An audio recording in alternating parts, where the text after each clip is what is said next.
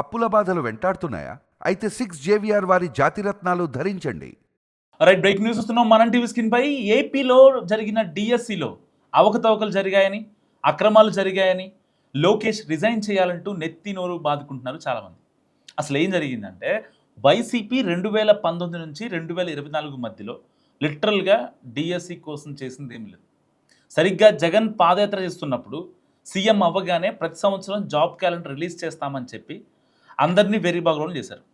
And job calendar 2019 నుంచి 2023 వరకు DSC notification విడుదల కాకపోవడంతో నిరుద్యోగుల నుంచి ఒక నెక్స్ట్ లెవెల్లో వ్యతిరేకత వచ్చింది. అండ్ ఇక్కడ ఇంకో విషయం ఏంటంటే ఎప్పుడైతే జగన్ సీఎం పీరియడ్ అయిపోతుందో సరిగ్గా ఆ టైంలో డిఎస్సి నోటిఫికేషన్ ఇచ్చారు. 25,000 పోస్టులు ఉంటే వైసీపీ కేవలం 6,000 పోస్టులతో మాత్రమే ఒక నోటిఫికేషన్ ఇచ్చింది. వీళ్ళు అలా ఇచ్చారో లేదో ఎలక్షన్ కోడ్ వచ్చింది. అండ్ ఆ తర్వాత ఆ డిఎస్సి ప్రాసెస్ మొత్తం కూడా షట్ డౌన్ అయిపోయింది.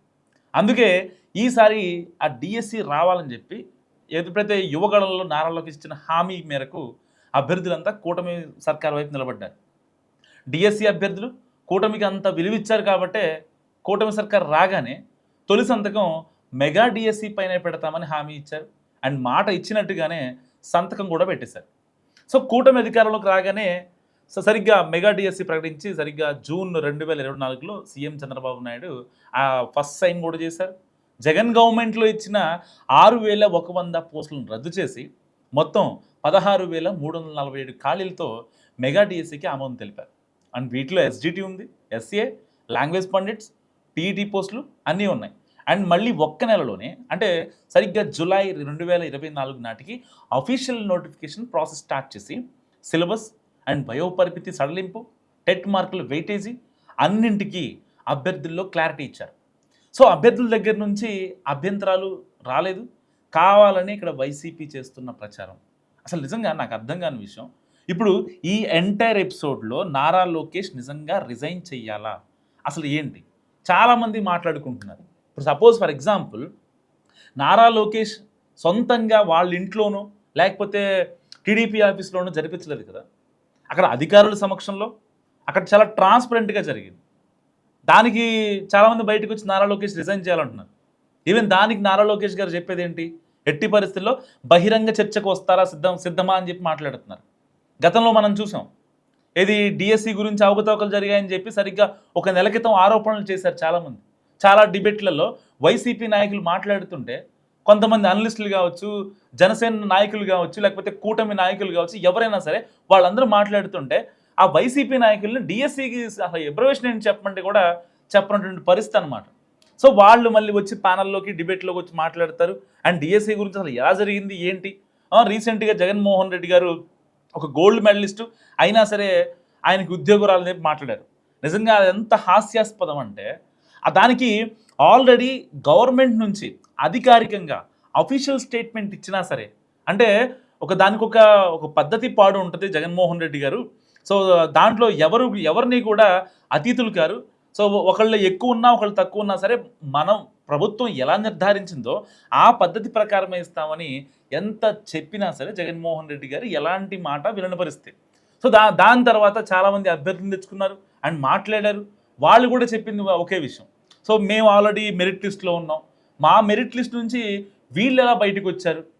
ఆల్రెడీ చెప్తుంది కూటమి సర్కార్ ఇది ఒక టెక్నాలజీతో చేసింది, మేము అంటే మాన్యువల్గా ఎవరో ఇది చేసింది కాదని చెప్పి ఆ మెరిట్ లిస్ట్ని కన్ఫర్మ్ చేసిన తర్వాత కూడా మళ్ళీ దాదాపుగా దాన్ని మసిబూసి మారడిగా చేసే ప్రయత్నం చేశారు. అంటే మావిగన్ నుంచి అంటే నాకు అనిపిస్తున్నటువంటి సమాచారం మావిగన్ దెబ్బ నుంచి బయటికి రావాలి. రీసెంట్గా అయితే ముద్రగడ పద్మనాభం గారు చనిపోయినప్పుడు అక్కడికి వెళ్ళి రచరచ చేసి కాపుల ఓట్లు మాకే వచ్చాయి అనే ఒక స్వలాభంలోంచి బయటకు వచ్చినటువంటి చాలామంది ఇప్పుడు బయటకు వచ్చి ఇప్పుడు ఏం చేస్తున్నారంటే డిఎస్సి గురించి, ఎందుకంటే వీళ్ళు మెగా డిఎస్సి అనే పదం వీళ్ళకి తెలియదు. డిఎస్సి అంటేనే తెలియదు వీళ్ళకి, మళ్ళీ మెగా డిఎస్సి అంటే అసలు అందరూ ఆశ్చర్యపోయారు. అందుట్లోనూ దాదాపు 16,000 పోస్టులు, 25,000 పోస్టులు ఖాళీలు ఉంటే 16,000 పోస్టులు నోటిఫికేషన్ ఇచ్చి వాళ్ళకి నియామపత్రాలు ఇచ్చి వీళ్ళు దాదాపుగా 150 కేసులు పెట్టినా సరే వాటన్నిటిని పక్కన పెట్టి వాటిని న్యాయపరంగా ఎదుర్కొని ముందుకు వెళ్ళిన నారా లోకేష్ని మరి రిజైన్ చేయమని చెప్పాలా అంటే దేనికోసం చేయమని చెప్పాలి. ఇప్పుడు ఫర్ ఎగ్జాంపుల్ ఇప్పుడు ఒక అలిగేషన్ చేశామంటే చాలా అది రాజ్యాంగబద్ధంగా అలిగేషన్ అనేది తప్పు కాదు. మళ్ళీ దీంట్లో ఇంకోటి ఉంది. రాజ్యాంగబద్ధంగా వాళ్ళు ప్రజల కొరకు ప్రజల చేత ఎన్నికైన వాళ్ళు కాబట్టి వాళ్ళని మనం మాట్లాడే హక్కు ఉంటుంది, వాళ్ళని ప్రశ్నించే హక్కు కూడా మనకుంది. సరే రిజైన్ చేయమంటావా ఇంకోటి తర్వాత సంగతి పక్కన పెట్టద్దు. అసలు డిఎస్సిలో జరిగిన అవకతవకల గురించి అంటే కన్ఫర్మ్ చేయట్లేదు నేను, అవకతవకలు జరిగాయని వైసీపీ వాళ్ళు చెప్తున్నారు కాబట్టి నేను మాట్లాడుతున్నా. సో డిఎస్సిలో జరిగిన ఏదైతే ప్రాసెస్ గురించి ఎవరైనా ఒక్కళ్ళు వైసీపీ తరపున బయటకు వచ్చి అఫీషియల్గా ప్రెస్ మీట్ పెట్టే ప్రయత్నం చేశారా? ఎవరి కాళ్ళు రోడ్డు మీద మాట్లాడేవాళ్ళు, కానీ అసలు జరిగింది ఇది అని చెప్పి వాళ్ళు వైసీపీ తరపున ఒక అలిగేషన్ చేస్తే దానికి ప్రభుత్వం నుంచి ఒక కౌంటర్ మస్ట్గా వచ్చేస్తుంది. ఎందుకంటే ఇక్కడ డిఎస్సిలో ఎలాంటి అవకతవకలు జరగలేదు, చాలా ట్రాన్స్పరెంట్గా జరిగింది. ప్రభుత్వం అధికారంలోకి వచ్చాక విద్యాశాఖ మంత్రిగా నారా లోకేష్ బాధ్యతలు ఎప్పుడైతే తీసుకున్నారో చాలా జాగ్రత్తగా ప్రీ ప్లాన్డ్గా ఇటు టీచర్స్ త్రూగా ఏదైతే మెగా పేరెంట్స్ మీట్ పెట్టారు, అండ్ దానికి సంబంధించి పేరెంట్స్ దగ్గర ఉన్నటువంటి కంప్లైంట్స్ కావచ్చు, టీచర్లకి పేరెంట్స్కి ఒక మంచి అనుసంధానాన్ని ఏర్పాటు చేశారు. తద్వారా గతంలో మనం చూసాం 10th క్లాస్ లాస్ట్ 10th క్లాస్లో అయితే అత్యధిక మార్కులు సాధించిన వాళ్ళు ఏపీలో ఎక్కడి నుంచి అంటే ఏ చైతన్యానో కార్పొరేట్ స్కూల్స్ దగ్గర నుంచి కాదు, గవర్నమెంట్ స్కూల్స్ నుంచి మాత్రమే ఉన్నారు. అఫీషియల్గా ప్రభుత్వ ఖర్చుతో ఎవరైతే ప్రభుత్వ పాఠశాలల్లో 10వ తరగతిలో అవుట్ ఆఫ్ 600 592 594 589 587 ఇలా వచ్చిన విద్యార్థుల ఫోటోలు ఎవరైతే ఉన్నాయో వాళ్ళందరి ఫస్ట్ పేజీలో ప్రభుత్వ డబ్బులు ఇచ్చే మరీ వేయించారు. గతంలో 2019 నుంచి 2024 మధ్యలో ఇలాంటి సంస్కృతి ఉందా? Question number 1. అండ్ 2019లో అయితే ప్రభుత్వంలోకి వచ్చిన తర్వాత నేను సీఎం అయిన తర్వాత చేస్తానన్న జగన్మోహన్ రెడ్డి గారు సరిగ్గా 2024 ఎండింగ్లో ఎప్పుడైతే ఆయన సీఎం ఆ టర్మ్ అయిపోతుందో అప్పుడు మాత్రమే ఎందుకు నోటిఫికేషన్ ఇచ్చారు? సరిగ్గా అదే టైంలో ఆయనకు తెలీదా? ఒక ముఖ్యమంత్రి క్యాండిడేట్కి ఒక పార్టీ అధినేత ఒక ఎమ్మెల్యే ఆయనకి తెలీదా ఇలాంటి టైంలో కనుక నోటిఫికేషన్ ఇస్తే రేపొద్దున ఎలక్షన్ కోడ్ వచ్చి మొత్తం ఆగిపోద్దని జగన్మోహన్ రెడ్డి గారికి తెలీదా? అంటే తెలియకుండా ఇచ్చారా? సరే తెలియకుండా ఇచ్చారనుకుందాం. ఫర్ ఎగ్జాంపుల్ మరి ఏదైతే యువగళంలో నారా లోకేష్ గారు పాదయాత్ర చేస్తున్నప్పుడు ఆల్రెడీ జగన్మోహన్ రెడ్డి గారికి ఏదైతే ఆయన హామీ ఇచ్చారో ఆయనలాగా అనుకోకూడదు, మనం ఇచ్చామంటే చేసేయాలని చెప్పి చాలా అంటే ఎంత కఠినమైనా సరే వీళ్ళు వైసీపీ తరఫున ఎన్ని కేసులు పెట్టినా సరే ఎంత జాగ్రత్తగా చేస్తారు మొత్తం ప్రాసెస్ మొత్తాన్ని. ఫస్ట్ సైను డిఎస్సీపై మెగా డిఎస్సీ పైన పెట్టారు. అన్న మాటకి నిలబడ్డందుక ఇప్పుడు నారా లోకేష్ రిజైన్ చేయాల్సింది. అండ్ మూడో విషయం ఏదైతే ఈ మెగా డిఎస్సీ కావచ్చు ప్రతి ఎవ్రీ ఇయర్ పెడతామని చెప్పి చాలా కరాఖండిగా చెప్పారు Nara Lokesh. And job calendar కూడా ప్రకటిస్తామన్నారు. ప్రతి ఉగాదిని జాబ్ క్యాలెండర్ చేస్తామని చాలా పెద్ద ఎత్తున లాస్ట్ ఉగాది రోజున ఇక ఎవ్రీ ఇయర్ ఉగాది అంటే జాబ్ క్యాలెండరే అని దానికి సంబంధించిన ఆదేశాలు ఇచ్చేశారు. ఇవ్వలేదా మరి మొన్న మెగా డిఎస్సీ ఇవ్వలేదా? వాళ్ళకి నియామక పత్రాలు ఇవ్వలేదా?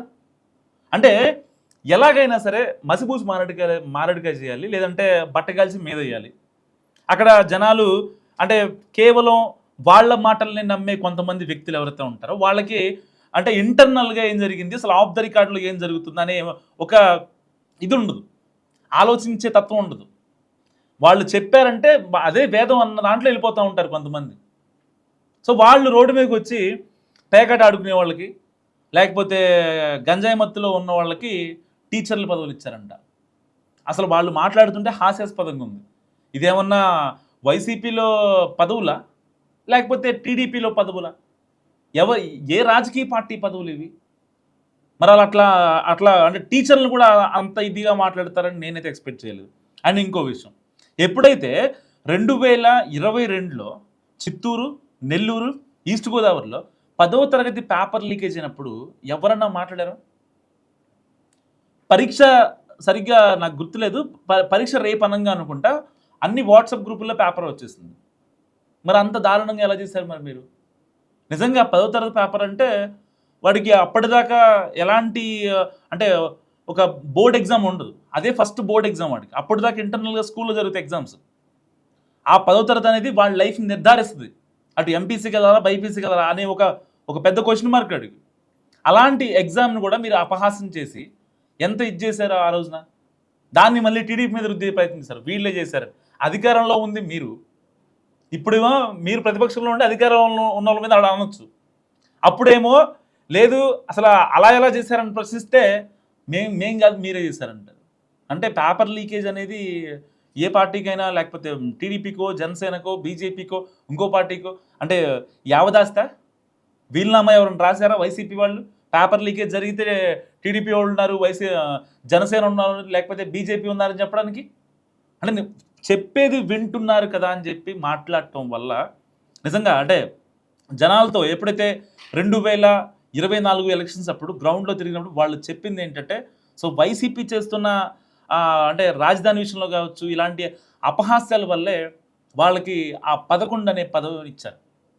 సో నిజంగా అది పదవి రకంగా, ఎందుకంటే ప్రతిపక్ష హోదా లేదు, అది కేవలం అలంకరణ మాత్రమే, చూడటానికి ఇంపుగా ఉంటుంది కానీ దగ్గరికి వెళ్తే కంపొచ్చుద్ది అంటారు కదా.